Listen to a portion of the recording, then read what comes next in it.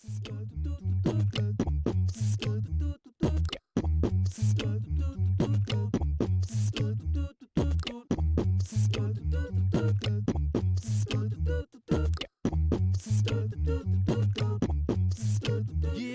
Pittsburgh a better alternative.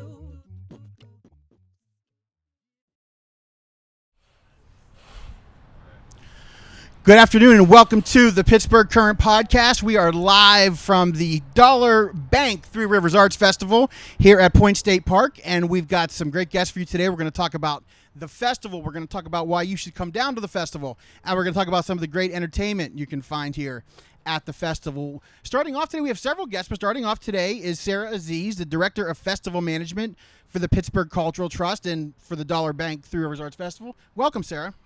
For having me, Charlie. Absolutely.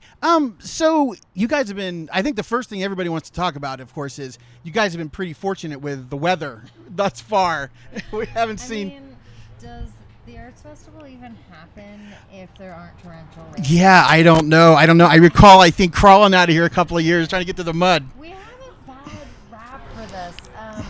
Yeah, all of Pittsburgh thinks that it rains Right. every arts festival, and June is the rainiest month in Pittsburgh, and for a long, long time in our 60-year history, the Arts Festival was 3 weeks long. So Wow. we took up 3 weeks of the rainiest month in Pittsburgh, so we got kind of a bad rap for the weather, but Right. it's been great this year. Yeah. We've had one rainy day. It was Monday afternoon. The PSO Brass still performed at 7:30 that night.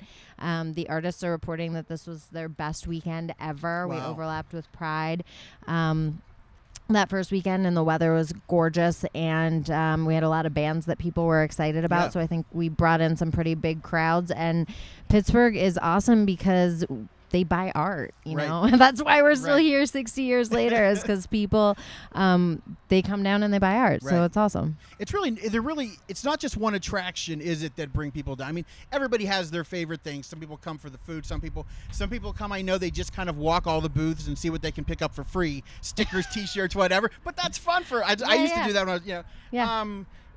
So how have you managed to sort of all these years sort of hold a festival that's balanced with enough of everything for everybody? Yeah, I inherited a really well-run, well-balanced Right. festival, so I have the benefit of having so many great directors as my predecessors. Right. So just to continue in that tradition, I think I try to focus on the music a lot and balancing the music in different genres and different types of music on the stages between the headliners and the lunchtime Right. acts, and having some poetry some days and storytelling and like lots of different Right. things. And I think the rest of the festival just kind of follows if Right.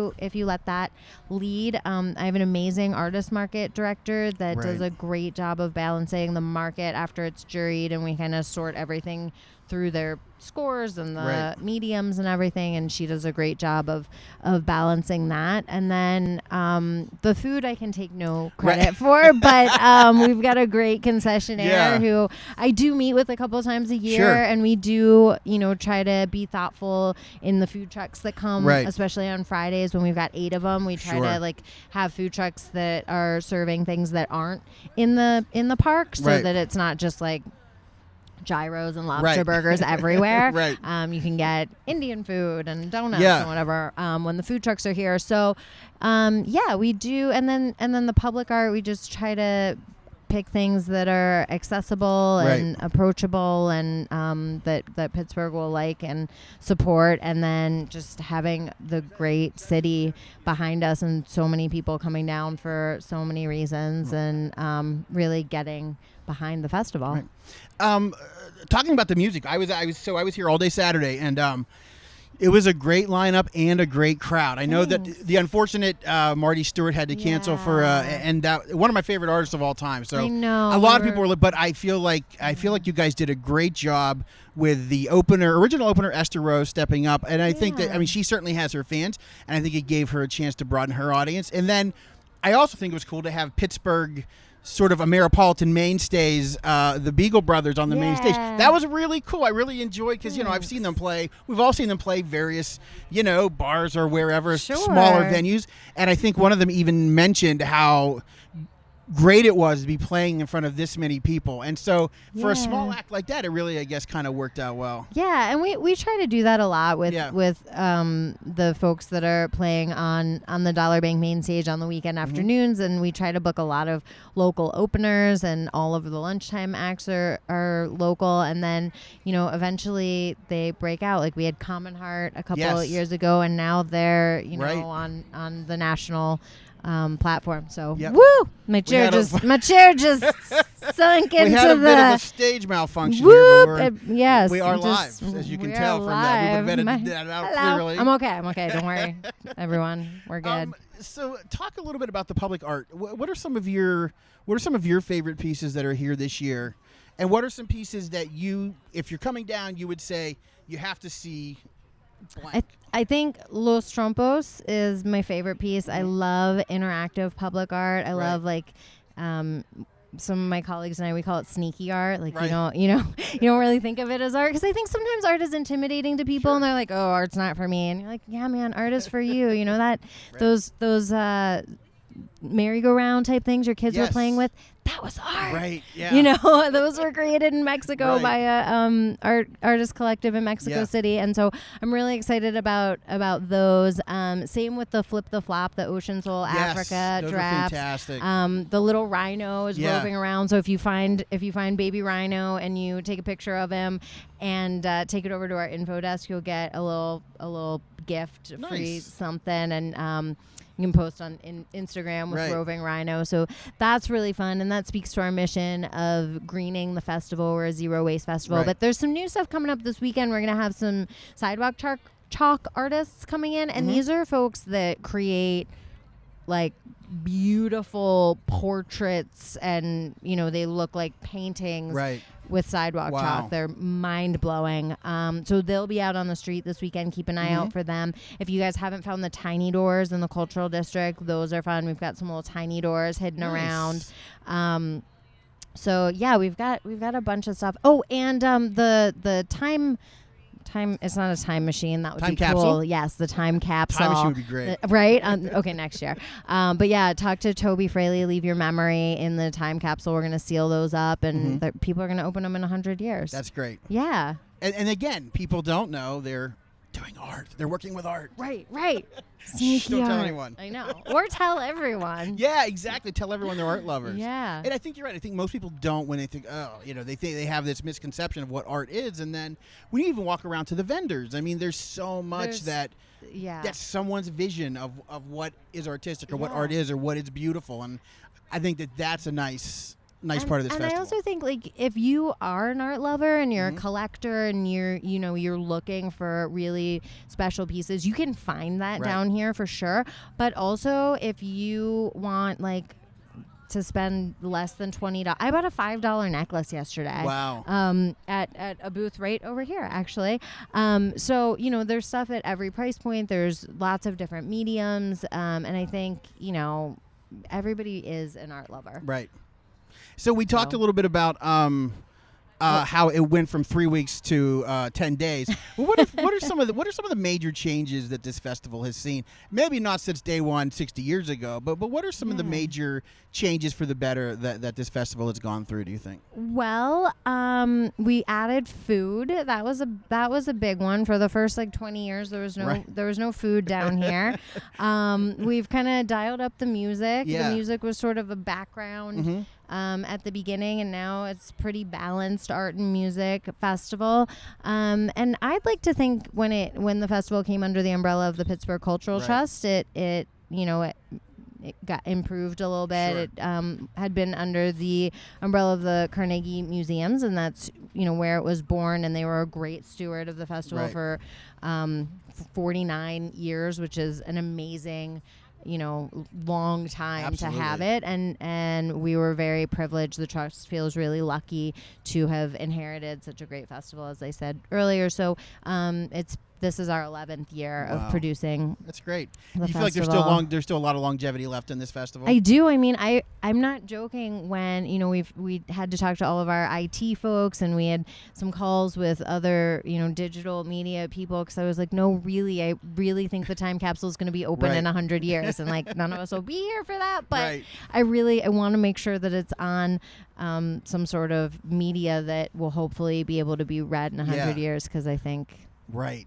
Yeah, you're It'll right. be, I mean, 100 years ago would have just been pen and paper, but who knows what it would have been? Who What it'll be in 100 knows? years? Yeah, I it's know. amazing. And I didn't touch on origami, because I know we're going to talk Right. about those guys, but for sure, do not miss Right. that. It's our North American premiere. It's Yeah, gonna be we're gonna amazing. talk about the origami, the dance program coming here. What are the days? It's 2 days. It's 3 days. 3 It days. premieres tomorrow. Mhm. It premieres tomorrow night at 9 p.m. And then there's 2 showings on Saturday at 5 and 9, and then 2 on Sunday at 2 and 7. And we're going to talk to the artist and designer of that installation. So we're looking forward to that. Yeah. Sarah, what about music this weekend? What can people expect this week? Yeah, so music-wise? tonight we've got Lucius here, which we're really excited to bring back. They were actually here in 2013, and they have kind of broken out since then, so we're really happy to bring them back. Tomorrow night we've got a double headliner. It's Too Many Zoos and Tank and the Bangas, and both of those, Too Many Zoos, the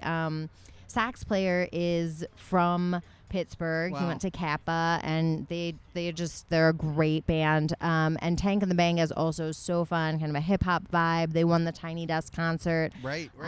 Yeah. So they're super fun. That's tomorrow. And then Saturday, we've got Mipso opening for Mandolin Orange. And Parson Fields actually is before Mipso. And this young girl, Emmy Sunshine, is before them. She's 14. She's out of Nashville. She's amazing. And then we've got stuff on the acoustic stage and the Sandwick stage all weekend, also in kind of that folky vibe on Saturday, and then a little more of a hip hop vibe on Sunday. Right. We're bringing back the breaking battle. That's been Yes. hugely Yeah. successful Right. the past few years. So yeah, we'll have a breaking battle on the street on Sunday, and then just more music. And we're gonna close out with Carl Denson's Tiny Universe, which we had to move from Tuesday because he's on tour with the Rolling Stones, Right. and he had to rehearse with the Stones. Right. So, Yeah, you know. you may have heard of them. The Rolling Stones. You may have heard of them. And Jay Roddy was such a pal that he agreed to flip. So he played Tuesday, and Carl can close out for us on Sunday. And he's been named like best live performer. He's incredible. I almost just swore there. Yeah. But I put my mom hat on, my podcast hat on. But I mean, he is mine. You're like, is this really happening? Right. He's so good. So don't miss that. We're excited. It's gonna be that's gonna be a great show. I'm Do you know how much all of these shows cost? No. They cost $0. $0. $0, Charlie. That's amazing. And I how know. do we do that for $0? We get a lot of support. Yeah. I mean, Dollar Bank is an amazing sponsor. Giant Eagle. We've got lots, and then people too. We have a great membership program, and people will come down and toss us. And no amount is too big or too small. Right. We always say, and that's the beauty is the artists are getting paid. We have people stepping up to do that, and that's one of Pittsburgh Current's favorite artists, Brittany Chantel, was on the main stage on Saturday, and she was incredible. She was just, She's and rad. I know talking to her after the show, this was a big deal for her, and I think it is. It's a big deal for a lot of people to play that Dollar Bank main stage. Yeah, we like to say, we try to find those Pittsburgh artists and give them a platform, and then we can, when they break out, we can be like, oh yeah, Brittany Chantel. Yeah. Oh, she just won a Grammy. Oh yeah, Yeah. she was on the Dollar Bank main stage. Don't worry about it. Oh, she did our press event too. Yeah. Oh yeah. Yeah, That's yeah, cool. her. Yeah. Oh, yeah, and yeah. and you will be saying that. She's an artist I truly believe that people are going to say, remember when we saw her, it was like 85 degrees at the Arts Fest, and it was great. It was really the energy on Saturday, as I'm sure it is on most days. The energy on Saturday when I was here all day was just, Oh yeah. it's amazing. It's Lindsay just a great Smith energy. opening for Indie Irie too on Yeah. Friday, kicking off the Yeah. festival. She's another one that I'm like, Lindsay, girl, someday I'm gonna be like, I booked her. Remember me? Don't forget to take my calls then, Don't Lindsay. Don't forget, Lindsay. Yeah, no, I mean, we have so many talented visual and musical and literary artists here in Pittsburgh. I think a lot of times we take it for granted. We're just like, oh yeah, every city's like this, and then you go to other cities and you're like, oh no, not so much. Absolutely. I've lived in some cities where, they're sort of, some have had, things that rival this, and some think they have things that rival this, but this really is like a top flight festival. And if you've never been, and I'm sure there are people out there who've never been, I feel like this is a good year to come down. It's a lot going on. There's a lot going on. I really think there's something for everyone. I will say, if you can take public transit or ride your bike, we've got a bike valet down here, which is pretty rad. So you can park your bike. And if you do want to drive, check out the Park PGH app, because it's got like real time parking information. It'll tell you how much it costs, how many spaces are available. Or my husband always parks on the north side and takes the T That's over. what I did. That's what I did on Saturday. I just knew it would be easier than even trying to get in here. I don't know if the Pirates are in town this weekend. They're not. So that will make it, because on Saturday afternoon, sort of at the height of this 12:30, I was able to park. There were like 1,000 spaces still on the north side. So go to the north side, grab the T in. Yeah, no big deal. Yeah, the stop gets off. It literally lets you off right at the mouth of the festival. right at the Sandwick stage. Exactly. Yeah. Why? If you come on Sunday, watch out for the breakers. When you come out, don't get trampled by break dancers. Don't trip on a break dancer. Yeah. That should be a T-shirt you guys should sell. Don't trip on the break dancers. Trip on the break dancers. Sarah, Aziz, thank you so much for taking the time. Of course. Thanks, Charlie. I really appreciate it. And This was again, I great. think everybody appreciates the work you guys the Cultural Trust is doing on the Dollar Bank Three Rivers Arts Festival. Thank really you. Appreciate it. And we are going to take a break and hear from our sponsor, Compassionate Certification Centers. And we will be right back with Randal Miller and the artist and designer of origami. Anyone with pain lasting more than 3 months is considered a chronic pain patient and will easily qualify for their medical marijuana card at Compassionate Certification Centers. Visit online at cccregistered.com for answers to all your questions. Book an appointment and have your records reviewed in advance for free. Visit cccregistered.com or call 888-316-9085. Get relief from chronic pain with Compassionate Certification Centers today.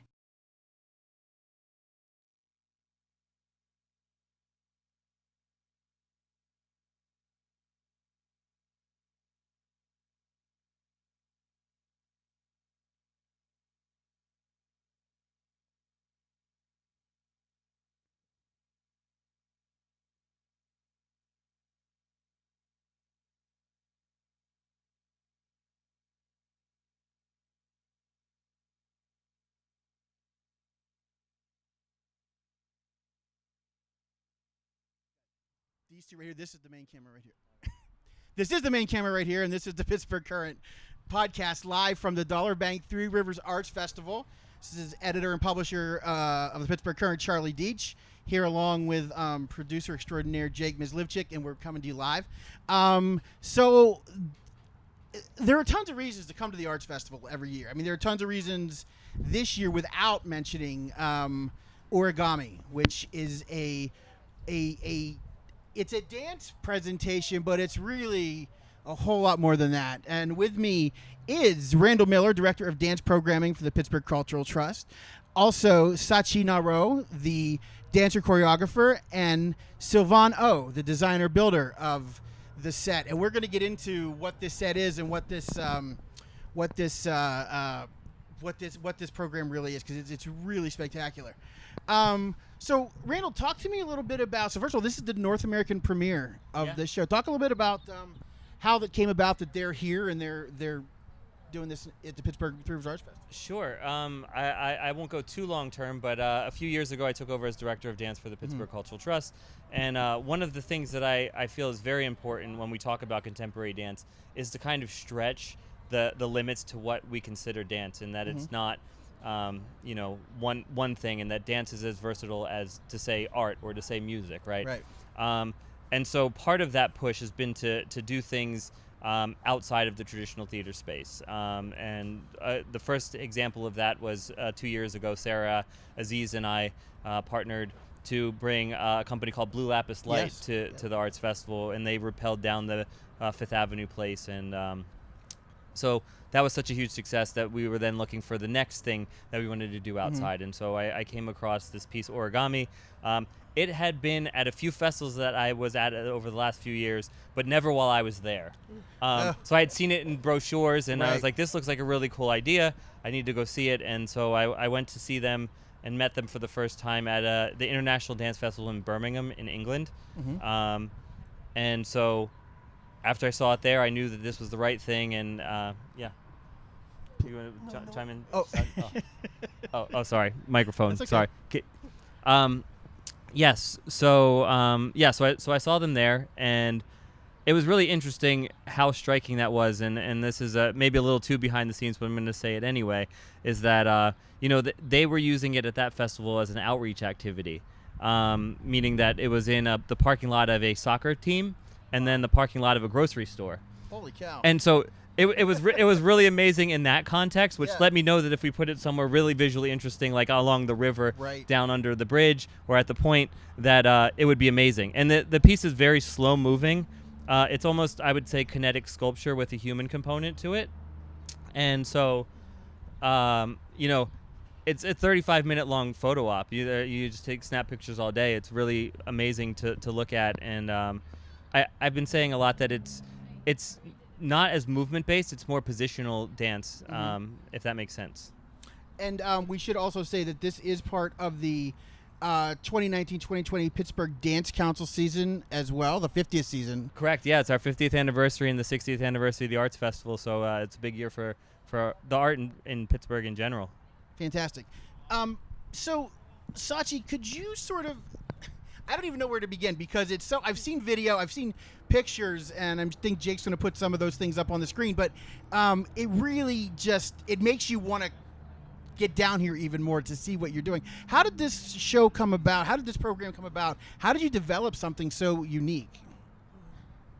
It's a long process. It's first an encounter, a collaboration with Silvain. We're working together since 10 years. We meet in a place one day. It's Port Hazard, and I just love watching and walking, or he use material, or he develops the poesy of an object, and it's a bit the same time I discover also circus technique, which is using a lot the body balance with extend object, and which also bring the body into an upper level in aerial. You just like I come from ballet, so from the point shoes I discover another dimension, which is on the air without a point of connection with the soul. So it's so it's this combination, and we just love together to have like to start from one point of one material, one pictures of something, and then develop it through months and origami, I think it was our most longer process dream together. It took years, and also because we have this like we could say passion about this container. Each of us, we work but separately with container until we met together into this project Origami. So basically we have a shipping container, a freight container, that is a shape-shifting freight container that goes into various shapes while you are moving around the object. Where did the idea for this container come from? Like, what was the Silvain, what was the thought behind why a container, I guess? It's a long process to build up Sure. such. We have time. We are speaking of time. There's no emergency, and mainly it's because I come from, we say, technical background, and it was the fact to reintroduce poetry every day, everywhere. Yeah. So there's no point not to do something poetry with containers. Right. And I'm there. That's my way of working and I'm thinking. And so we start to explore what can be done and what can be the relationship with human size and container size, which are two reference because the container is the main factor of globalization today, and it's really a standard. It's like, and it's also packaging, like shoe box. Yeah. That's the same product. There's thousands around us, and so it's nice to see the relationship between globalish and individual. Yeah. And never agree with globalish. Okay, you know it, but where is a single solution? Right. And that is origami where it come from, to remodel coming from the globalish, to have a new shape, new space, new relationship. Right. And I think you're right. I think the shipping container is that perfect sort of, when you're thinking about globalization, that's the perfect sort of, as we see these things. And one thing I read was interesting. So we've all seen video or something of these containers shipping on these large ships across the ocean. That's how you guys ship your container, right? It's just in there with all these other containers of stuff going to Walmart or Target. There's your kind of beautiful container in there that nobody knows it's what it is. And for us to be able to reintroduce origami, our container, on the shipping process was really a big challenge because it had been cut. Right. Usually we are no more compatible with the globalization. So I've been working for 6 months with a shipping expert on studying builders to re-agree this container. And now this container is compatible with the shipping, and it still remain a piece of art. That's amazing. It was a big challenge for me. Yeah. We are compatible, but we are really special. Yeah, and it's like right. It's like you're infiltrating. It's like sort of that art, sort of that open thought is infiltrating that globalization in the market. So I think that's brilliant. I think that's a really neat part of that. Satchie, how do you? I understand you said you started studying sort of. You said circus techniques or balance techniques and that kind of, like, I think what a lot of us think of, like Cirque du Soleil kind of things, acrobatics. But how do you kind of move from ballet into that? Like, what makes you decide this is a good idea? Let's see what we can sort of hang ourselves off of and do a performance. I don't think that way. It's not. I don't.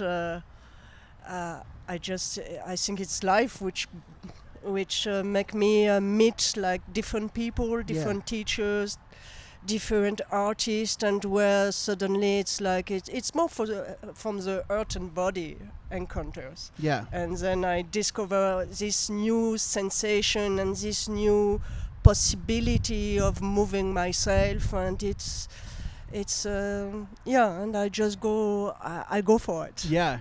And you work without a harness. There's no.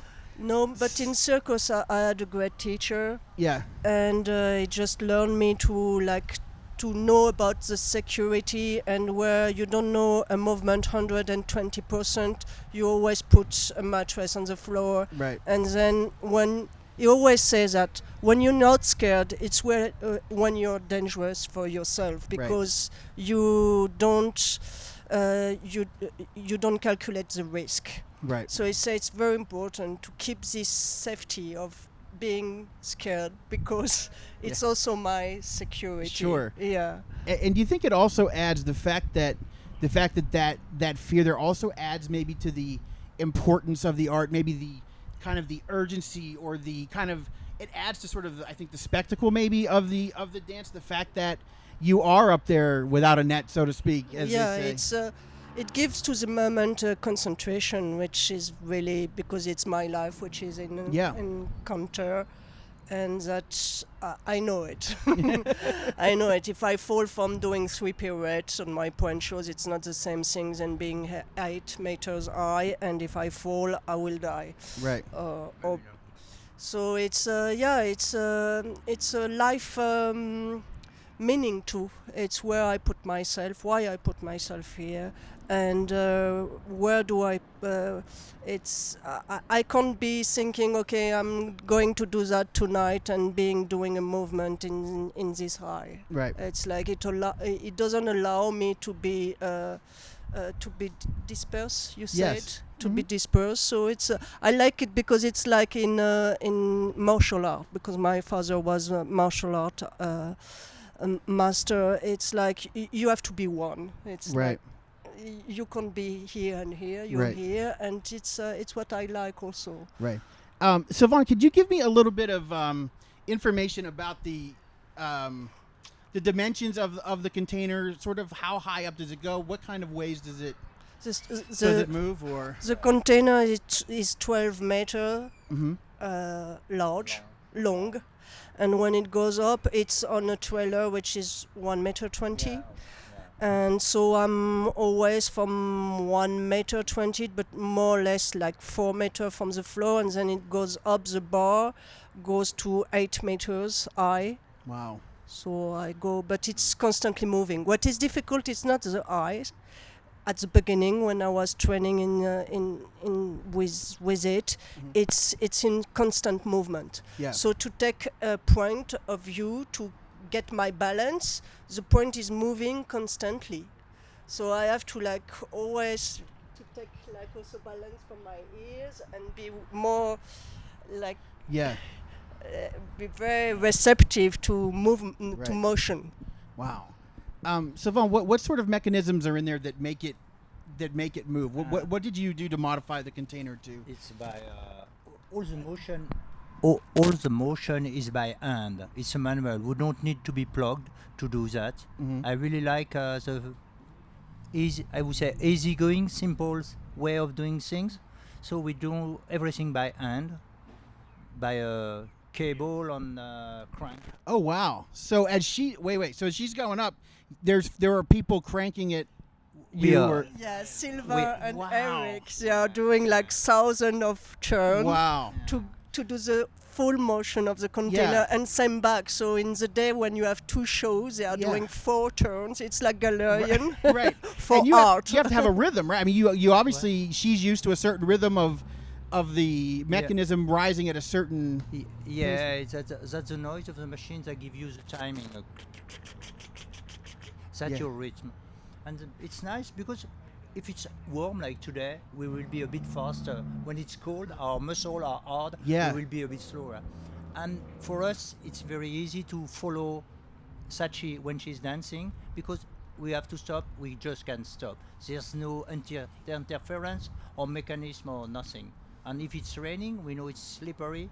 Some part we go faster, sometimes we go slower.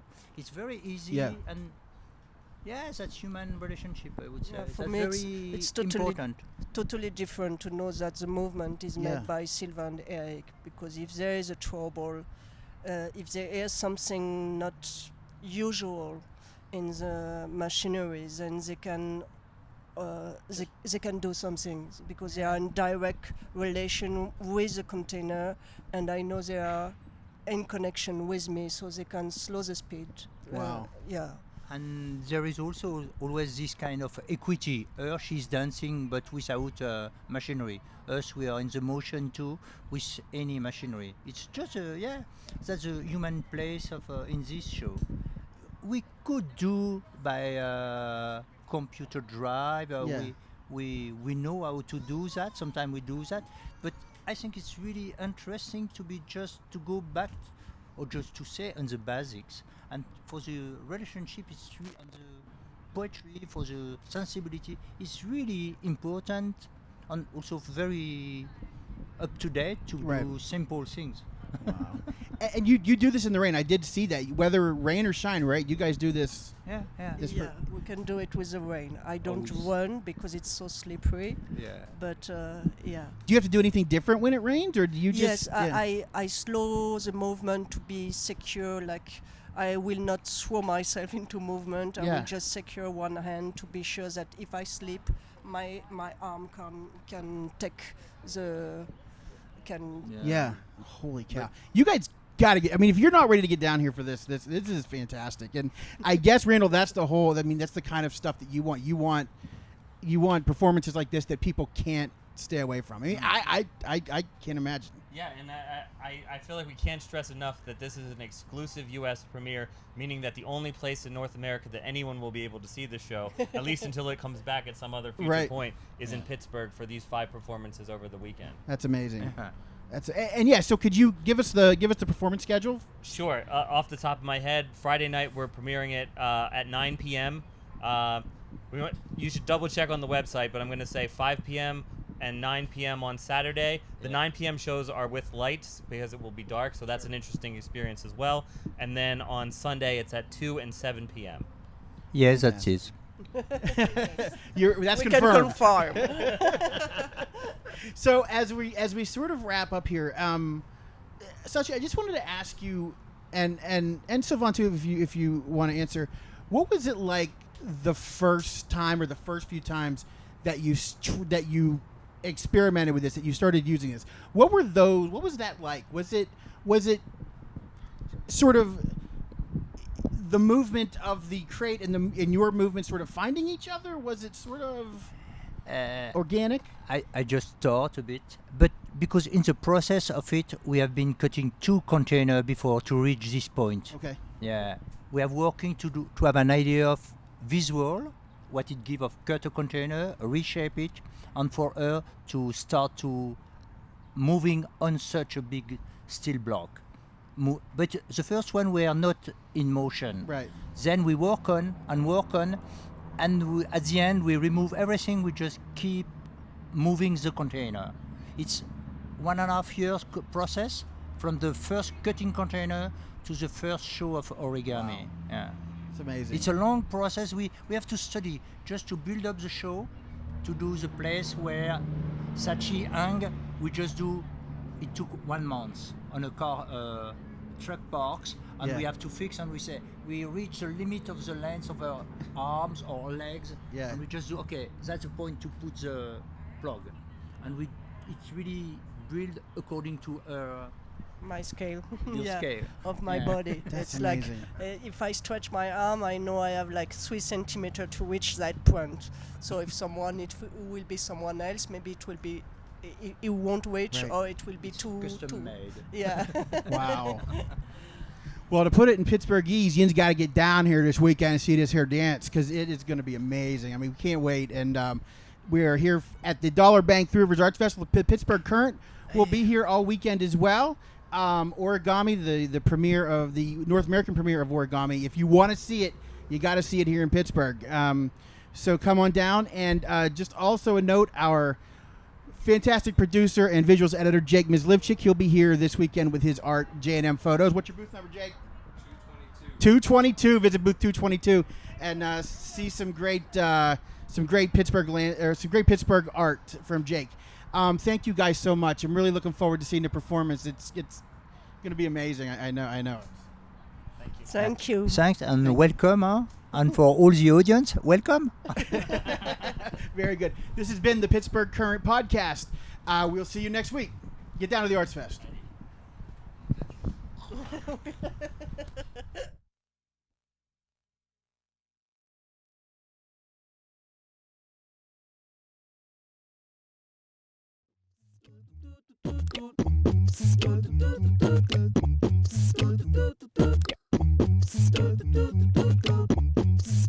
Giving Pittsburgh a better alternative.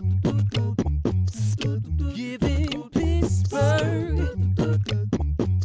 a better alternative. Yeah.